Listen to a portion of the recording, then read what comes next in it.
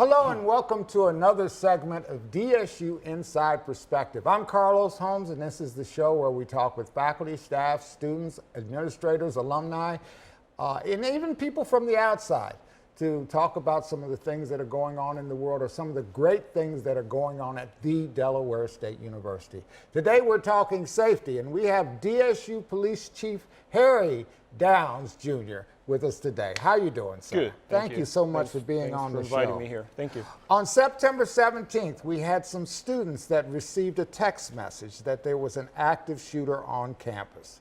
Okay. This initiated a lockdown situation for us so you police could do your work to find out and ascertain whether or not this threat was real or not. Thank God it was not real. But it did give us a chance to kind of almost have a drill of a lockdown. Based on your analysis of that September 17th event, what is your perspective of the performance of the law enforcement and the campus community in, carrying out the lockdown? Right. So just to give you a little background at first, is that we received that text message. We got a call, there was a text message going out to a number of people stating that there was going to be a possible shooter in 3 of the buildings here on campus. Then immediately after that, we got a message saying that there was a person with a gun on campus. And so that obviously put us in high alert. Immediately we called for assistance. Dover PD, they're our first primary responder to the university since we're in the city of Dover. And then from there, we had a number of other police agencies that responded to campus, state police, Capitol Police. They responded to assist also. And the response from our police agencies was really well. The response was fast. We got a number of agencies that responded, 4 agencies. And so we had a number of additional resources here on campus to handle that situation. When we have something like that, we immediately go into a lockdown. And when we talk about a lockdown, that basically means that we want people to stay in place where they're at, in a building. So if you're outside, we want you to get into a building, a safe building. And we want you to get into a secure location in that building. Now, how are we communicating that? Well, we initially put out a message through our instant alert. So we'll send out a message saying that we have information that there is possible a person with a gun on campus, and we want the campus to go into lockdown. Okay. Now, you're talking about the system with that's connected to our cell phones, faculty, staff, students' cell phone. You get a text message and a voicemail message that basically indicates we're in this situation. Right. One thing that I notice we need to improve upon is there are people that, for instance, change cell phones, but they don't get their phone number back in the system again, and they're not going to get those alerts. Isn't it important for people to get that information update so they can be in the loop in such situations? Yeah, I'm glad you brought that up. It's extremely important. It's extremely important, one, when we have all of our orientations here, whether it's for faculty and staff, we talk about this during orientation, and we encourage everyone to download this app so they will get this information. Because the real key is to really get through your cell phone, because most of us, we have cell phones. We'll get that message immediately. And we also talk about it in student orientation, and we talk about it if we push that information out to the residence halls so our students download this application. That's how we're going to get that information quickly. So, and then we also tell them, if you change your cell phone number, it is also important to go back into the application and change your cell phone so you can get that information.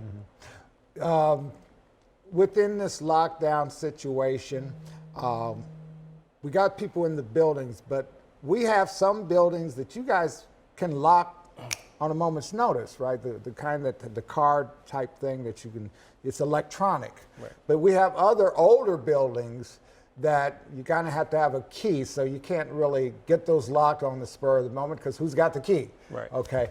Is the university doing something to address those other buildings? It seems like if we want to lock the buildings down, we need to do something with those older buildings. Is that on the table? Yeah, and that is the goal. That is the goal, hopefully, that we want to see happen, us as a police department. I think it's the goal of the university. And we spoke about that yesterday during the forum. And when, Dr. Newton is putting together a committee, and that's going to be one of the things we'll be talking about in the committee. How do we immediately get those buildings on lockdown So in order to do that, we'll have to bring them up to our current time with technology and to be able to lock those buildings down, you know, with the card readers, et cetera. Most of our new buildings, they have that. And so it's very easy for us, just with a flip of a switch, we can lock those buildings down. Our older buildings, we cannot. But that still doesn't mean that you can't go into a lockdown situation. Wherever you are, you can lock yourself down into a room. And there are ways of doing that. We have some concerns. There are some doors in the buildings. They might not lock properly. Some might, you know, door opens the wrong way, things of that sort. But there are still things that we can do to try to help in those situations. But regardless of whether a building can be locked or not, when we have a threat situation, a reported possible threat situation, the building is the best place for people to be in. The correct? building's the absolute best place for people to be. Okay. You know, you need to lock yourself in a building. You know, I would say the only exception is that if you are very close to your car, then you can get in your car and leave. And live. And leave. Okay. But it's not to be outside. It's not to stand outside. And it's not to try to find somewhere to hide outside. It's to lock down inside the building. Talk about it, you know, because you do have, I think we had pretty good compliance. I was here that day, and people were staying in the library. That's where I was. I didn't see too many people outside, but every now and then I did see somebody. Could you talk about how someone who does not comply with the lockdown and just decides to just walk across campus, how that can complicate the police work going on that's going on to try to ascertain if there's a threat out there or not? Right. It really complicates it because when people are locked down, because they're in one location, they're in a secure location, when the police respond, they have no idea who the threat is. And so when they come across people, if they're outside or if they're close to that building where they believe the threat to be, then they have to pay attention to those particular individuals, and they might even detain those individuals for a period of time because they could be the threat. And so that really complicates the operation. It slows down the operation.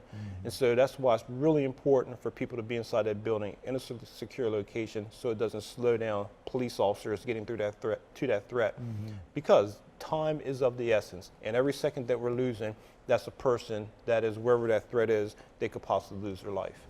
But there is a difference in the time element because this thing is going by very fast for you guys are out there searching the buildings, searching the campus. You're active, you're doing stuff. It probably goes, 2 hours goes by before you know it. But for the people that are in the buildings waiting, this requires some patience, doesn't it? Because it seems like they're waiting and they're not very active except they might be studying or something. It just seems like it's taking a long time. They have to remain patient. They absolutely have to remain patient. And as you said, that for us, the time is going by pretty fast because there's a lot of moving parts to this operation. And we're constantly communicating to officers on the outside. We might be trying to bring in additional resources. So a lot of things are happening. You know, this situation on the 17th, it took 2 hours and 38 minutes.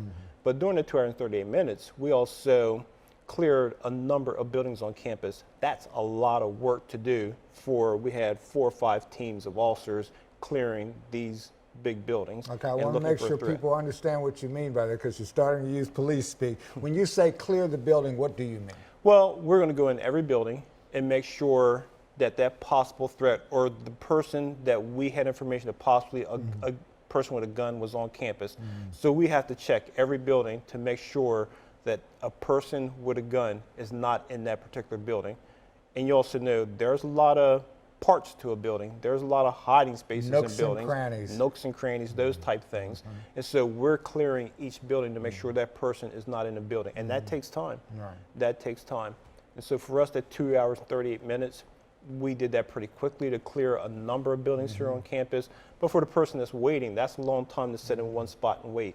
But we have to do that because if that threat is here on campus, you do not want to be a part of that, or you don't become a victim of that. And so it is important for you to stay at that location. Okay. You mentioned the committee that Dr. Newton is chairing that's going to look at some of these safety issues, and I guess at some point they're going to make some recommendations. Is the community going to be able to hear what the community, what this committee decides in terms of its recommendations? Absolutely, absolutely. 1 or 2 communications will come out. I stated in the forum yesterday that we have a link on our webpage, on the DSU Police webpage, and it's for anyone to address any concerns that they had. And so I will provide, this is going to be open for 2 weeks. I'll provide a response within 2 weeks after that link closes. Okay. However, we may put out one communication by me and the committee because we'll be looking at all these things also. So yes, absolutely, a response will go out to the campus community. We're out of time. Chief, thank you so much for being on the show. Got to have you on again. All right, thank you very much. Thank you for joining us for another segment of DSU Inside Perspective. Everyone have a good day.